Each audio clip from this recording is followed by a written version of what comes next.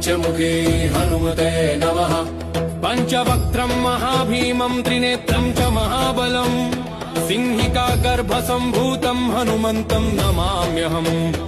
ॐ हं हनुमते रक्ष रक्ष सर्वतो माम्। ॐ हं हनुमते रक्ष रक्ष सर्वतो माम्। ॐ पूर्वे हनुमान् कपिमुखधारी रक्षतु माम्। दक्षिणे नारसिंहवपुर्मान् सदा पातु। पश्चिमे गरुडरूपवान् रक्षतु। उत्तरदिशि वराहरूप सदा रक्षतु माम्। पूर्वे हयग्रीवविग्रह पातु मे शिरः।